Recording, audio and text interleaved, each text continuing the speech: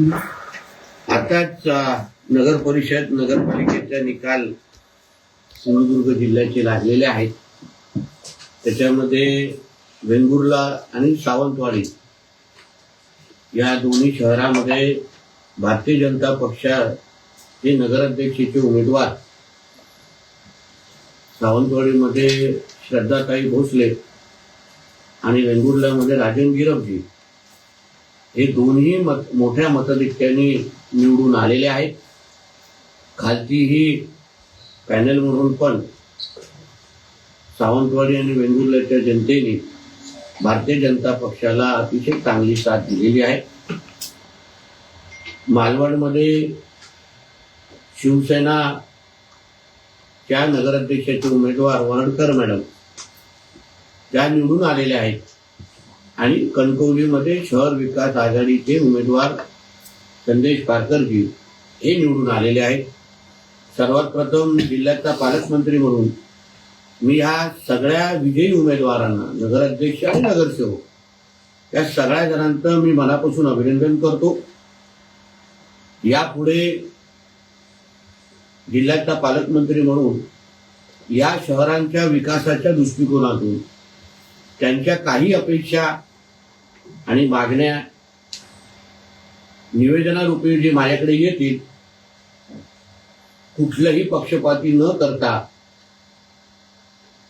100% न्याय देण्याची हमी आणि शब्द मी या निमित्ताने चारही नगराध्यक्षांना आणि त्यांच्या खालची नगरसेवकांच्या पॅनलला मी देतो.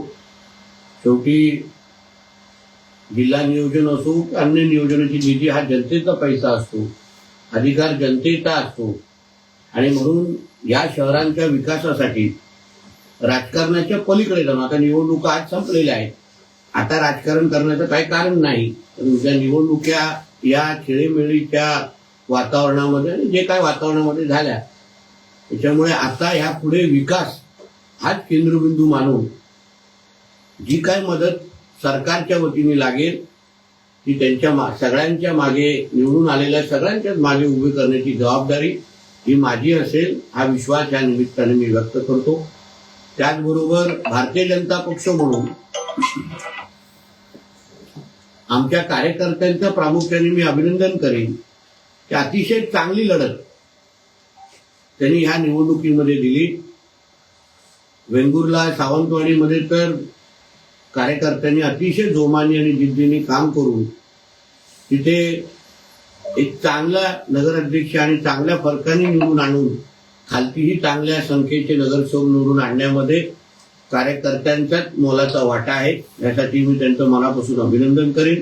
मालवण असो कणकवली असो या दोन्ही शहरांमध्ये आमच्या भारतीय जनता पक्षाचे सगळेच कार्यकर्ते अतिशय प्रामाणिक पद्धतीने लढले. कुठेही ते कमी पडले असे मी समजत नाही. पण शेवटी लोकशाही आहे. लोकशाहीमध्ये जनतेच्या मताचा आदर ठेवायचा असतो. जनतेने जो काही निर्णय आम्हाला दिलेला आहे तो निर्णय आम्ही निश्चित पद्धतीने स्वीकारतो आणि त्या दृष्टिकोनातून येणाऱ्या काळात पक्ष बांधण्याच्या दृष्टिकोनातून मालवण आणि कणकवली आम्ही काय काय निर्णय घेऊ शकतो, कुठे अजून सक्षम पद्धतीने लढू शकतो, संघटनात्मक अजून कसं घट्ट होऊ शकतो त्या दृष्टिकोनातून आम्ही निश्चित पद्धतीने पावलं उचलू.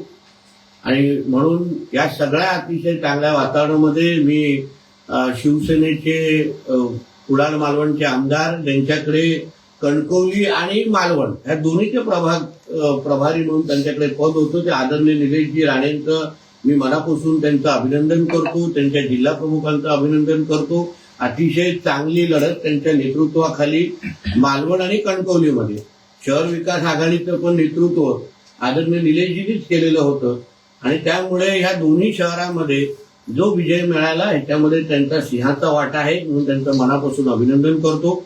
शहर विकास आघाडीचे सगळे जे काही नेते मंडळी एकत्र येऊन त्यांनी शहराच्या विकासासाठी जे जे शब्द दिलेले जे जे वातावरण निर्मिती केलेली त्यांचंही मी अभिनंदन करतो की त्यांनी भारतीय जनता पक्ष म्हणून आम्ही कुठे कुठे कमी आहोत, कुठे कुठे कमी पडू शकतो ह्याच्यावर त्यांनी प्रकाश टाकला.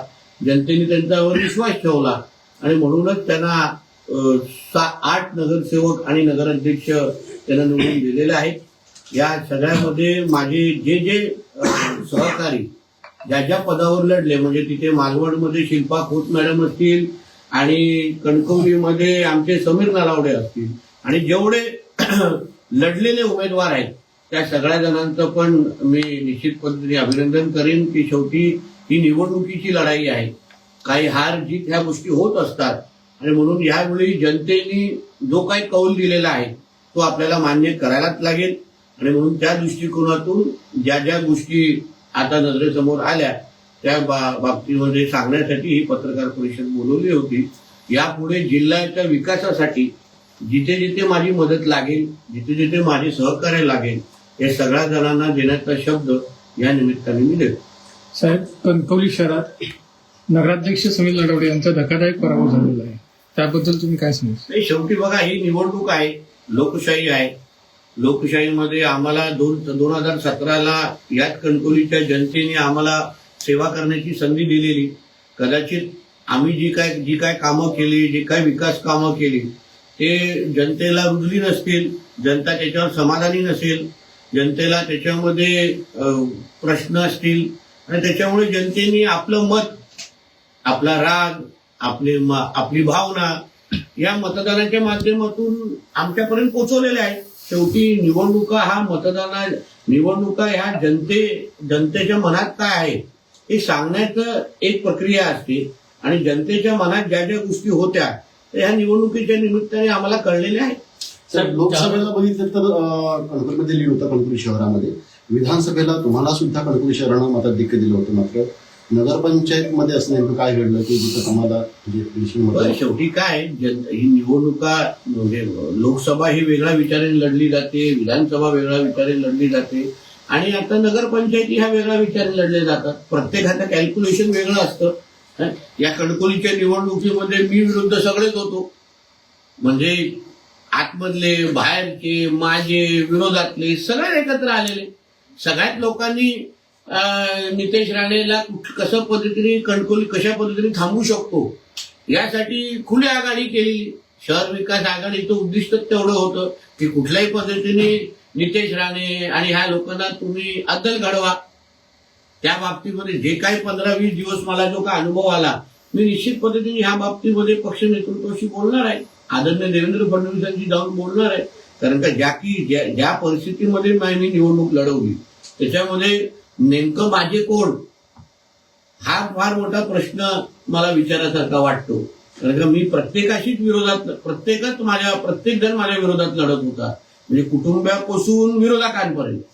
म्हणजे आश्चर्य असं वाटतं की समीर नलावडे असो आणि जे जे काही हे आमचे सन्मान्य राणे साहेबांसाठी वर्षानुवर्ष सेवा केलेले कार्यकर्ते, त्यांना पराभूत करण्यासाठी आमचे सगळेच लोक विरोधात गेलेले.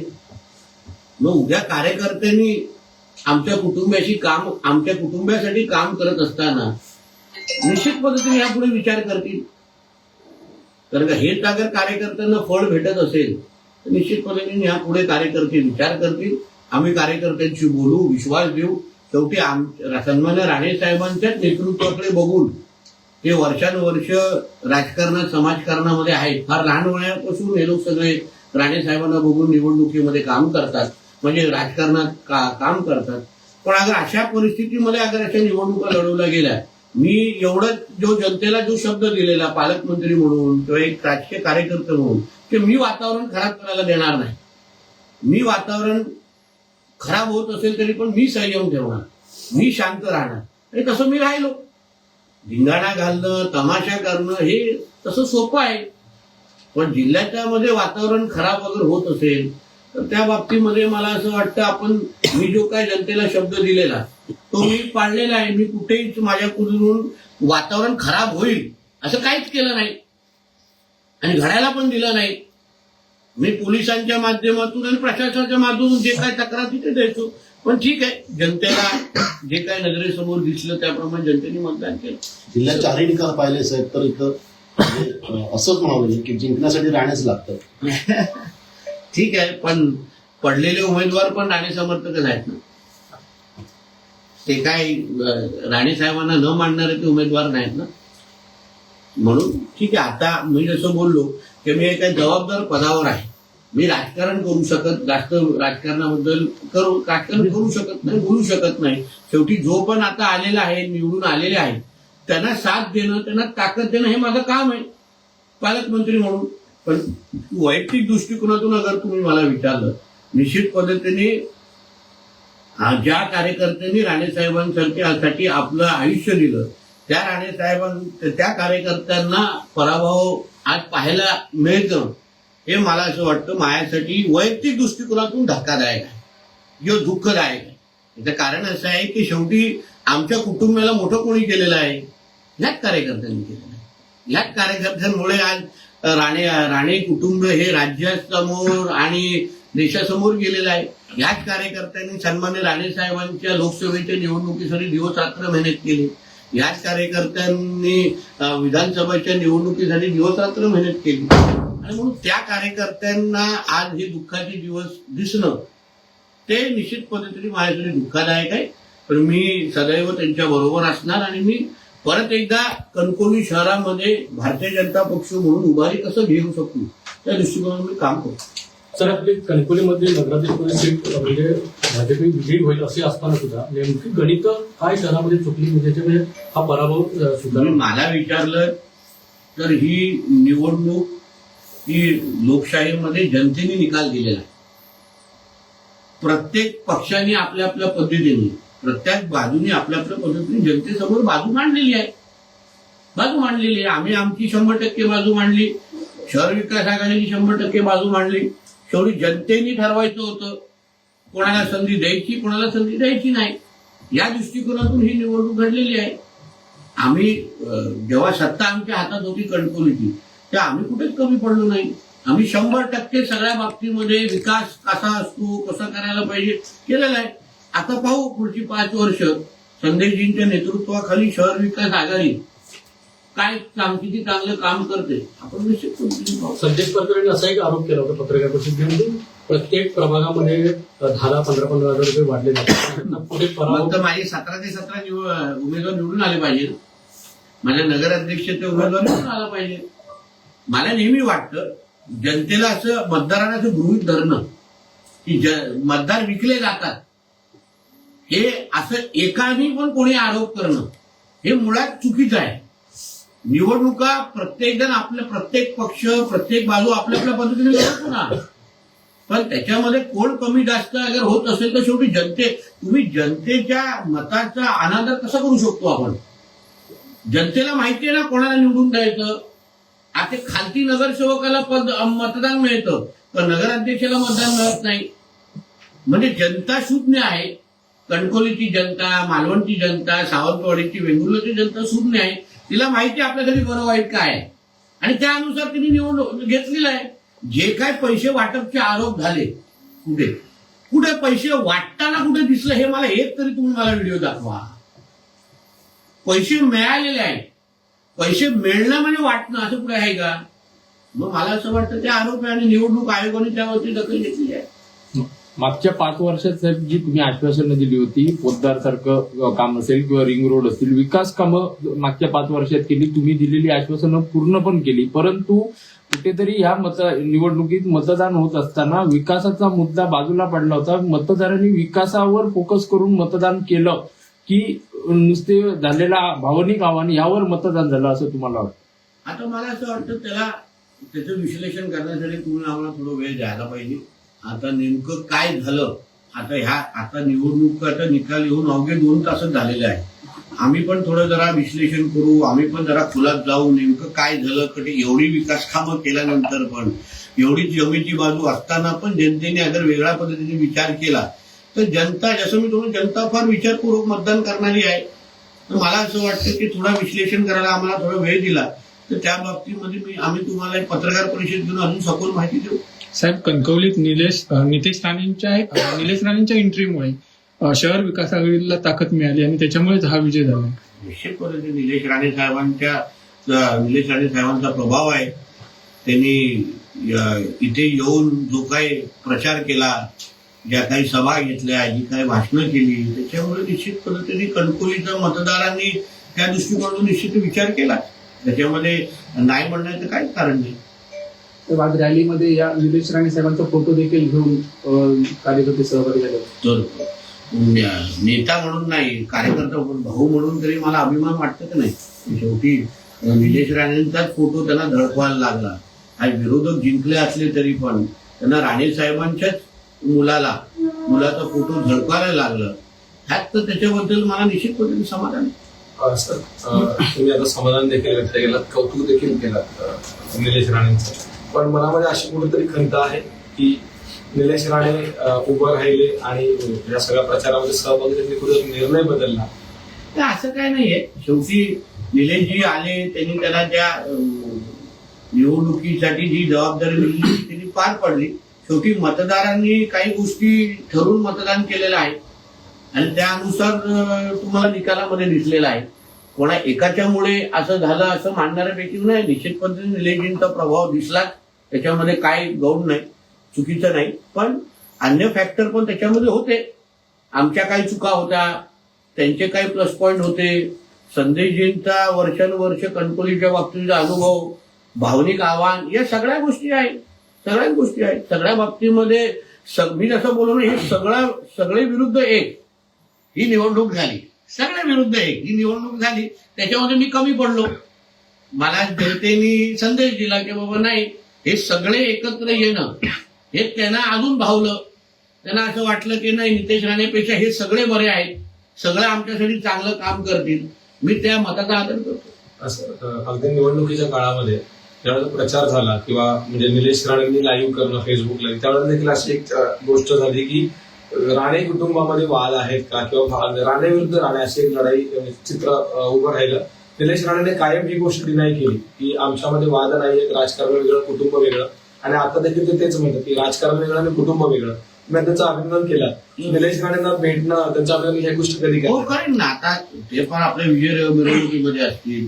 मी पण सावंतवाडी आणि वेंगुर्ल्याच्या नगराध्यक्षांना भेटण्यासाठी जाणार आहे, त्याच्यानंतर मुंबईकडे जाणार आहे. मला वाटतं प्रत्येक जण आपल्या सगळ्या कामातून फ्री झाल्यानंतर आम्ही निश्चित पद्धतीने त्यांचं अभिनंदन करू. चांगल्याला चांगलं म्हटलंच पण हे संस्कार राणे साहेबांनी आणि आमच्या आई वडिलांनी आम्हाला दिलेले आहेत. म्हणून त्याच्यामध्ये काय वाईट नाही. आज त्यांनी मालवण चांगल्या फरकाने काढलेली आहे, मतांनी त्यांचा नगराध्यक्ष बसवलेला आहे. त्याचबरोबर कणकवलीमध्ये त्यांच्याच नेतृत्वाखाली, त्यांच्याच मदतीने, त्यांच्याच सहकार्याने ते नगराध्यक्ष बसलेले आहेत. म्हणून त्यांचं निश्चित पद्धतीने कौतुक करतो.